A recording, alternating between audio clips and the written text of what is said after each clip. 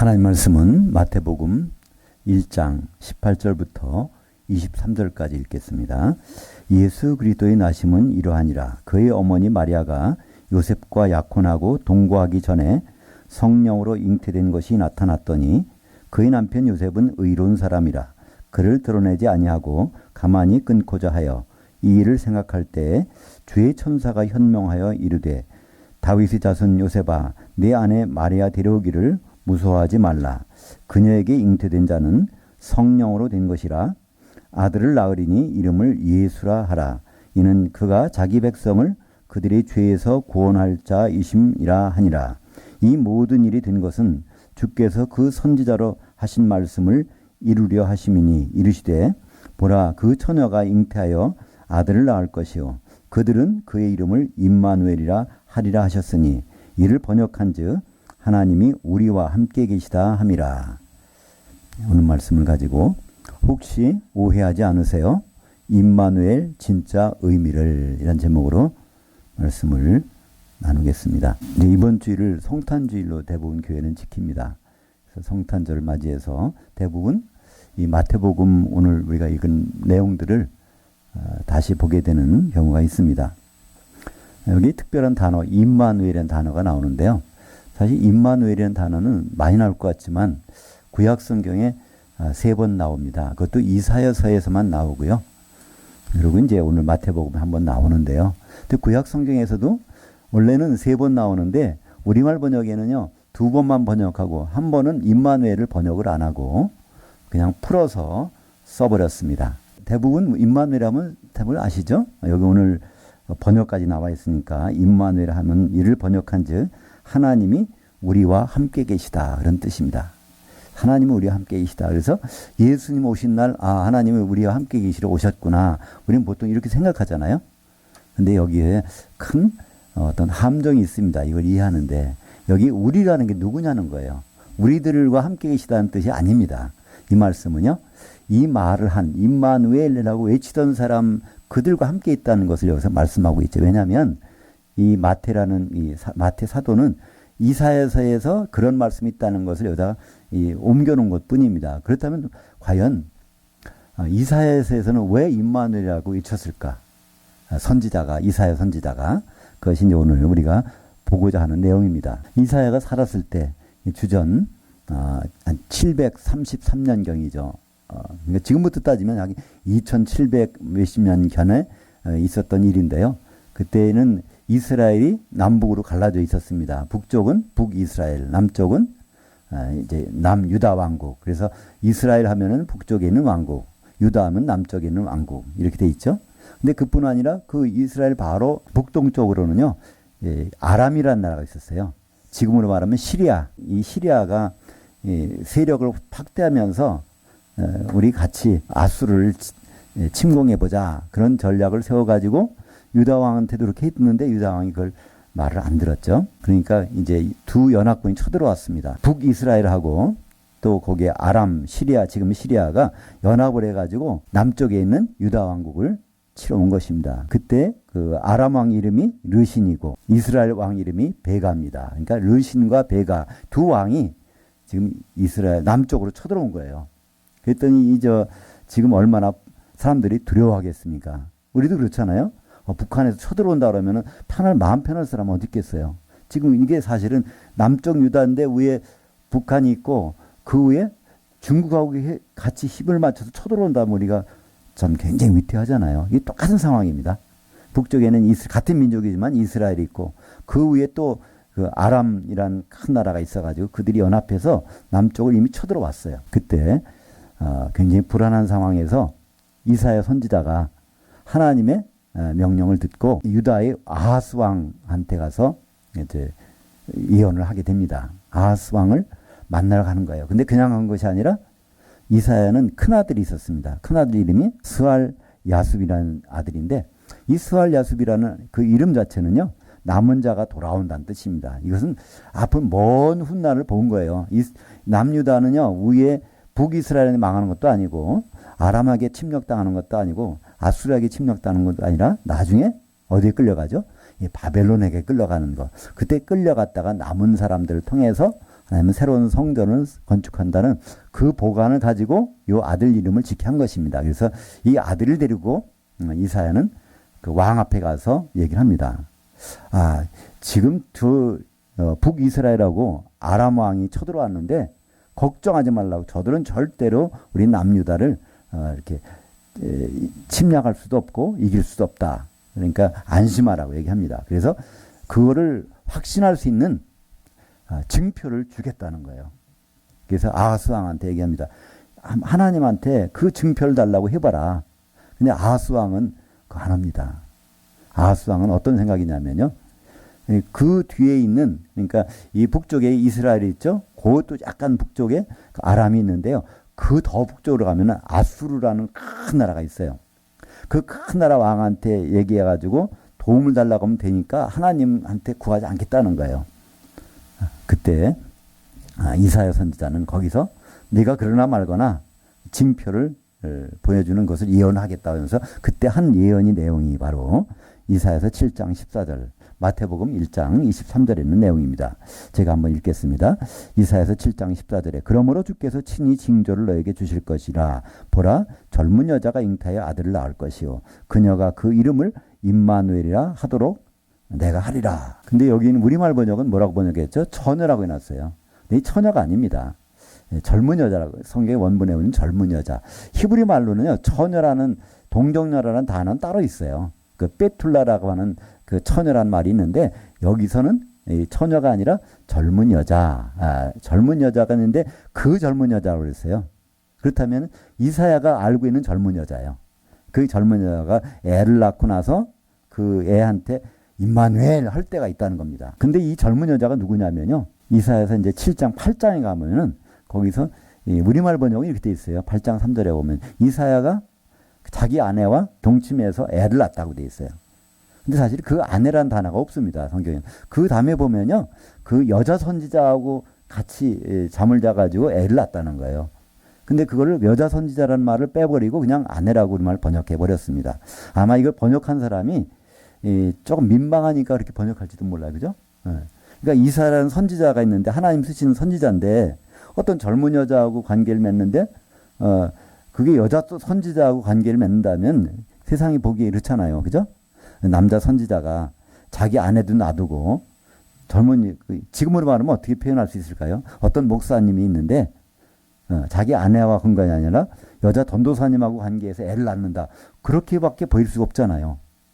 성경 원문대로 하면은 이사야가 여자 선지자하고 해서 애를 낳았다고 돼 있으니까. 그러니까 우리말 성경으로 번역하는 분은 자기 아내와 동침해서 둘째 아들 낳은 것처럼 번역을 해버렸습니다. 그러나 여기서는 그렇지 않습니다. 성경 원문은요. 처음 7장에서는 젊은 여자라고 돼 있고 이제 8장에서는 여자 선지자라고 돼 있어요. 근데 다 정관사가 붙었습니다. 이사야가 알고 있는 젊은 여자고 이사야가 알고 있는 그 여자 선지자. 이게 바로 그 아내가 여자 선지자라는 얘기입니다. 성경에서 유일하게 부부 선지자가 바로 이사야와 그의 아내 선지자입니다. 그래서 그들이 합해서 우리라고 하는 거예요. 우리와 함께 하시다. 이게 무슨 말일까요? 우리 선지자들의 한 말을 하나님 꼭 지키신다. 바로 그런 뜻이 바로 처녀가 잉태해서 아를 낳으리니 그 이름을 임마누엘 하리라. 그때 임마누엘이라는 뜻은 우리와 함께 하시는구나. 그건 우리 일반인들이 아닙니다. 바로 이사야와 그 아내가 우리 선지자에게 하신 말씀을 그대로 이루시는구나. 그것을 여기서 말씀하신 것이죠. 그래서 이사야서 8장에 보면 먼저 하나님이 나타나서 판을 가지고 글씨를 쓰라고 합니다. 마헬 살랄 하스바스라 쓰라. 그래서 증인들을 세워놓고 쓰고요. 그 다음에 이제 그 애를 낳았어요. 이제 임신해가지고 애를 낳았으니까 한 1년 정도 지났겠죠. 그때 가서 하나님 또 나타나셔가지고 이의 이름을 임마누엘이라고 짓지 말고 마헬 살랄 하스바스라 지라. 그래서 그의 이름이 마헬 살랄 하스바스입니다. 이 얘기가 무슨 뜻일까요? 이것은 신속히 쳐들어와서 뺏어간다는 얘기입니다. 어떤 군대가 쳐들어와서 다 누락질을 하는데 금방 가져간다는 얘기예요. 바로 이런 일이 이런 일을 통해서 하나님 말씀하십니다.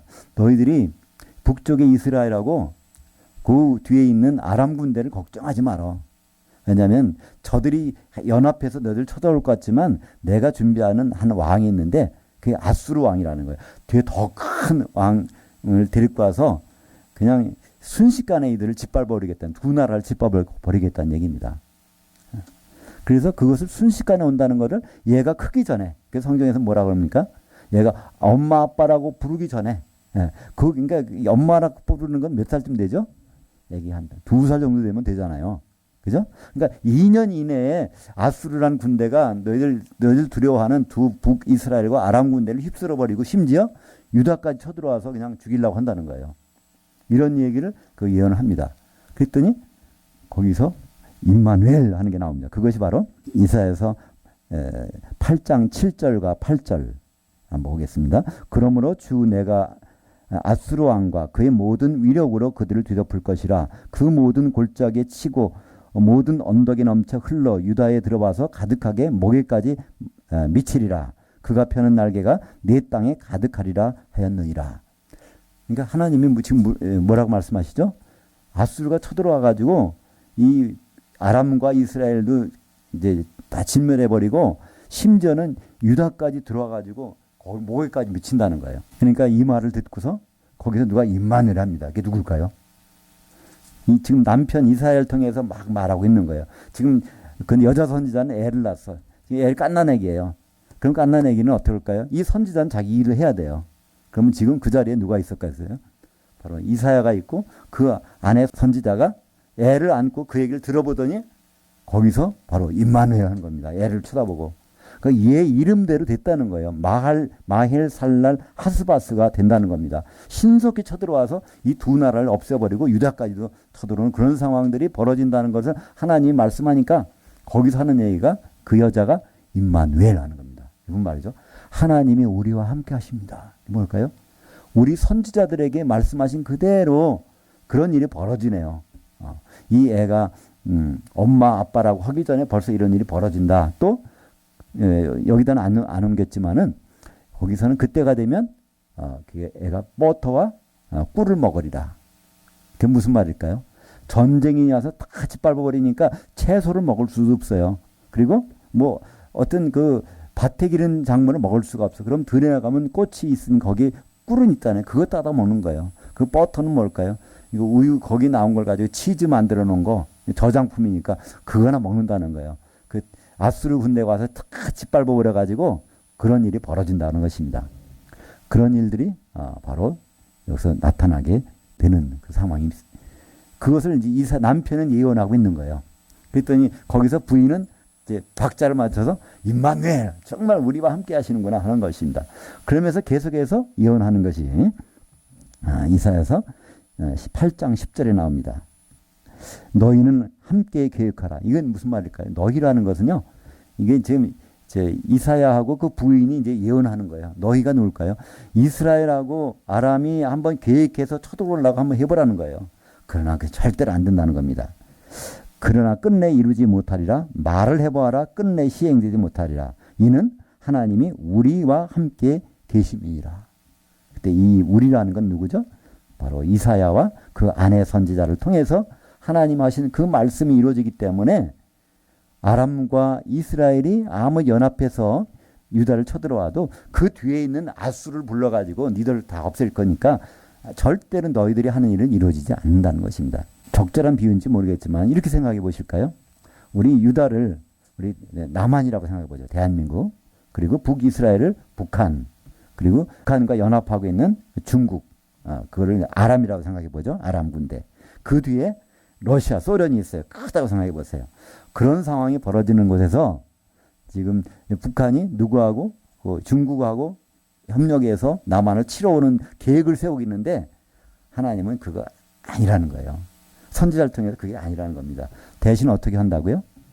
러시아를 데려다가 완전히 중국과 북한을 사그리 그리고 심지어는 남한까지 데려와서 그냥 잡아먹으려고 한다는 거예요. 사실 이것은 역사적으로 이루어졌습니다. 이때 아하스 왕은 유다 왕은요 하나님께 징표를 구해서 걱정하지 말라고 그러는데 아하스 왕은 그렇지 않아요. 그리고 나중에 몰래 가서 아수르 왕한테 조공을 바쳐가지고 제발 우리를 도와달라고 합니다. 그래서 아수르 왕이 와서 두 나라를 이제 점령하고 유다까지 왔는데 유다 오히려 거기 와서 너희들 목 내놓으라 다 내놓으라는 거예요. 그런 상황이 나중에 벌어집니다. 만약에 아하스 왕이 징표를 구했다면 그러면 그런 일은 없었을 거예요. 근데 아하스 왕은 그 아수르 왕, 그것이 이제 열왕기하 16장에 자세히 나오는데, 그때 그 아수르 왕은 디글랏 빌레셀이라는 왕입니다. 그를 데려다가 이거를 해보려고 하는 것이었는데, 그럴 필요도 없이 하나님은 다 그것을 계획해 왔다는 것입니다.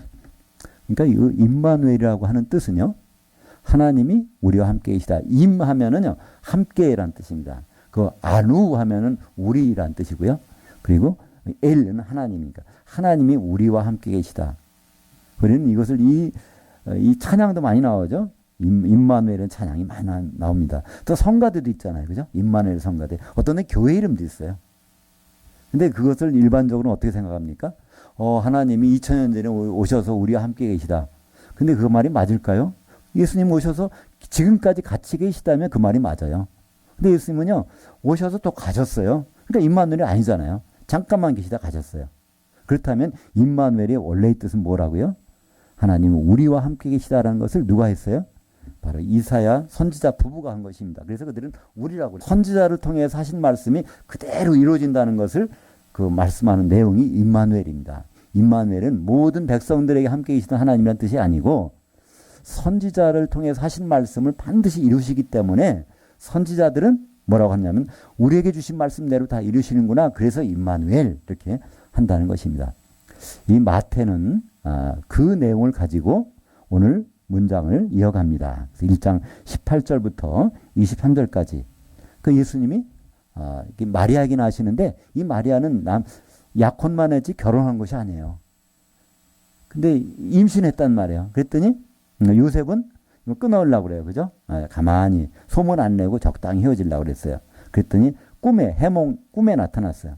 천사가 나타나서 그것은 누가? 바로 성령으로 잉태된 것이라는 것입니다. 성령으로 잉태됐다는 무슨 말일까요?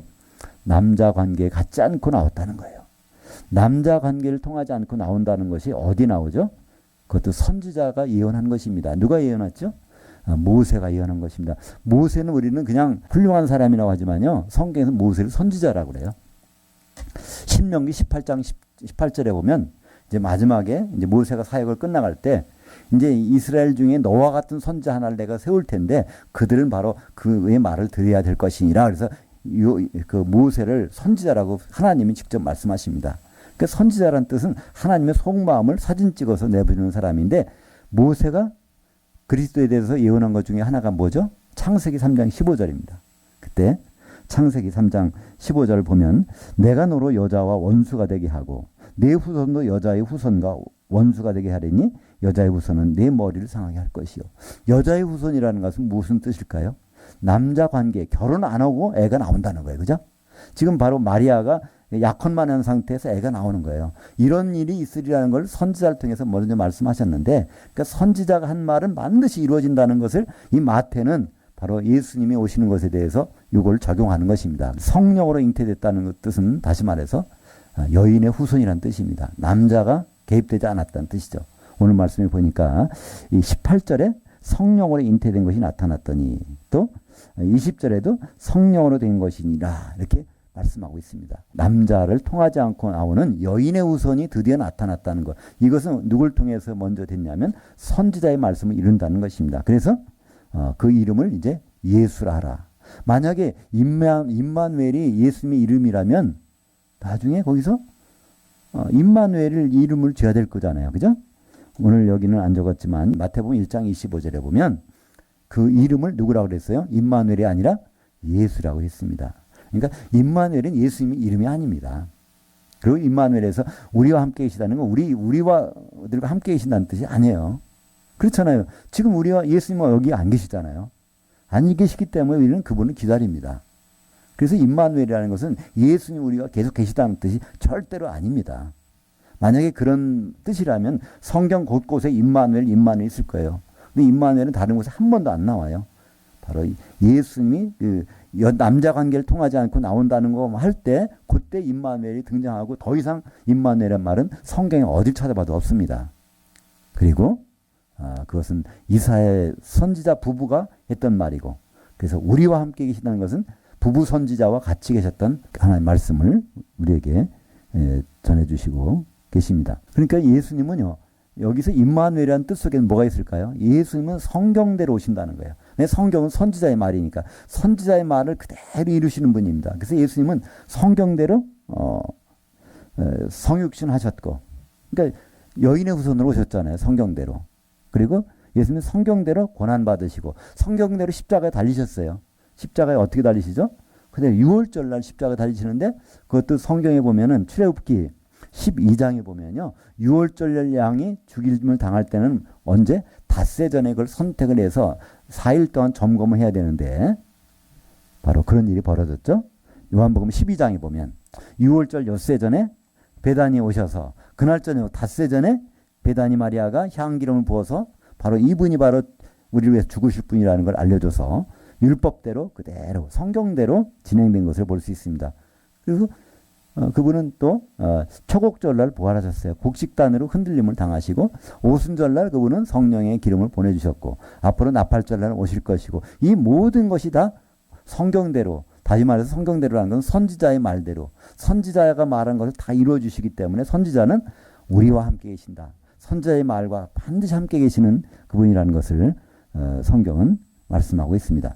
그렇다면 신약 시대는 누가 선지자일까요? 구약 선지자는 다 죽었는데 신약에는요, 따로 선지자가 있습니다. 그것이 바로 사도들입니다.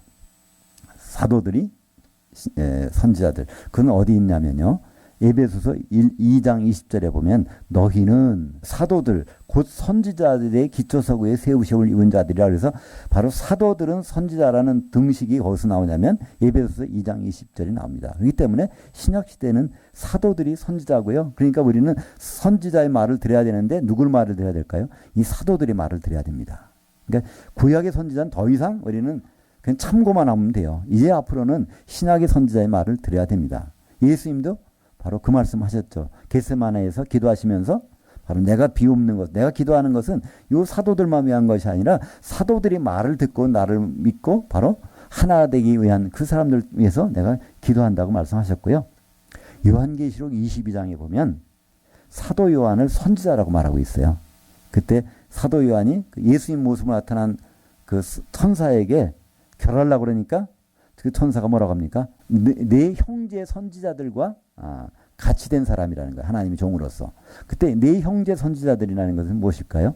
사도 요한도 선지자란 뜻입니다. 그죠? 네, 사도지만 선지자란 뜻이죠. 그렇기 때문에 성경 전체적으로 흐르는 것은 바로 임마누엘입니다.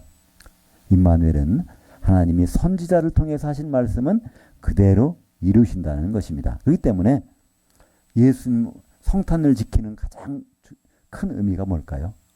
그건 바로 임마누엘입니다. 선지자의 말대로 예수님은 오셨고, 그러면 선지자의 말대로 예수님은 다시 오실 것입니다. 그럼 선지자 중에 마지막 선지자가 누굴까요? 그러면 바로 사도 요한입니다. 그죠? 네, 성경의 마지막을 기록한 것은 사도 요한인데, 그것이 사도가 마지막 선지자, 사도가 선지자이기 때문에 그렇습니다. 이 성경 전체는요, 사실은 이 사도들이 말을 들으라고 우리에게 말씀하고 있는 것입니다. 신약 성경은 27권으로 되어 있어요. 근데 대부분 다 사도들의 기록이라고 되어 있는데 사도들의 기록이 안 된 것처럼 보이는 게 있어요. 사실 마태는 사도죠. 또 요한도 사도입니다. 근데 누가는 사도가 아니에요. 또 마가도 사도가 아닙니다. 그러나 왜 그것을 사도들의 길이라고 보죠? 바로 누가는 바울과 끝까지 같이 있다가 그 내 바울의 심정으로 기록한 거기 때문에 누가복음은 바울의 복음이라고도 합니다. 그럼 마가복음은요, 마가는 베드로의 수제자였어요.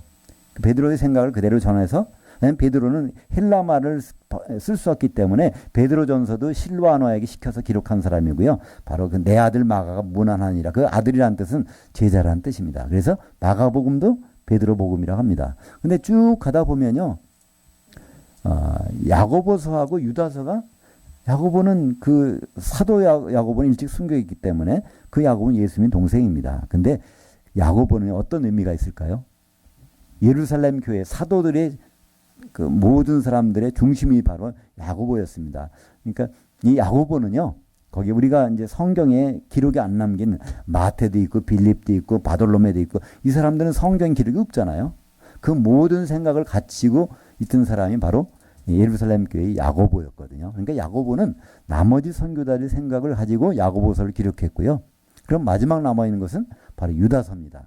이 유다는 예수님의 막내 동생 유다거든요. 근데 유다가 아무 사도의 자격이 없는데 왜 그 말을 썼을까요? 근데 유다서 1장 17절에 보면 유다가 신신당부하는 게 있습니다. 사랑하는 자들아, 너희는 사도들이 미리 한 말을 반드시 기억해야 된다. 그러니까 유다서의 핵심적인 문장은 1장 17절입니다. 유다서는 1장 17절에 보면 우리는 사도들의 말을 들어야 된다고 되어 있어요. 그것이 바로 마지막 선지자들이고 그 선지자의 말을 듣는 것이 하나님의 일을 우리가 아는 길이기 때문에 그렇습니다.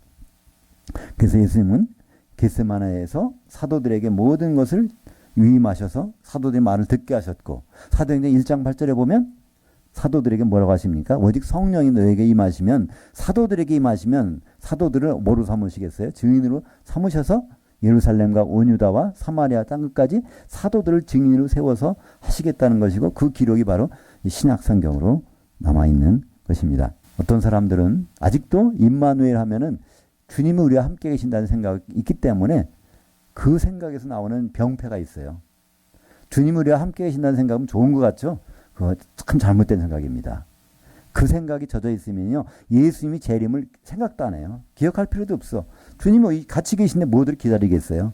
그래서 임마누엘을 잘못 알고 있으면요, 재림에 대해서 준비도 안 하고 기억도 안 하고 아무 생각도 안 하는 거예요. 얼마나 교회에 나쁜 영향을 미치는지 알 수 없어요. 임마누엘이라는 단어는 좋은 단어지만 그 우리와 함께 계신다는 우리라는 걸 나라고 생각하는 거예요. 그게 아니라 거기 우리는 선지자입니다. 선지자의 말을 반드시 기억하고 그대로 행동하시는 예수님을 봐야 되기 때문에 임마누엘이라는 뜻은 다시 한번 정립하고 회복해야 됩니다. 어떤 사람들이 이렇게 생각해요. 마태복음 28장 20절에 내가 너희에게 분반 모든 것을 가르쳐 지키게 하라. 볼지어다 내가 세상 끝날까지 너희와 항상 함께 있으리라 하시니라.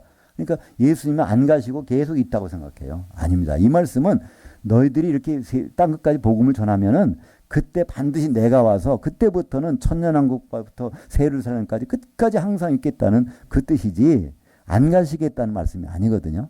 그렇기 때문에 임마누엘을 제대로 이해하는 것은 너무나 중요합니다. 임마누엘, 하나님이 우리와 함께 계시다. 그때 우리는 만 백성이 아닙니다. 그때 우리는 성도들이 아니에요. 그때 우리는 바로 선지자들입니다. 그러니까 선지자들의 기록대로 오셨고, 앞으로 사도들이 마지막 선지자들인데 그들의 기록대로 주님은 반드시 이루실 것입니다. 바로 임마누엘은 예수님 이름도 아니고 예수님 우리와 함께 가신다는 뜻도 아닙니다.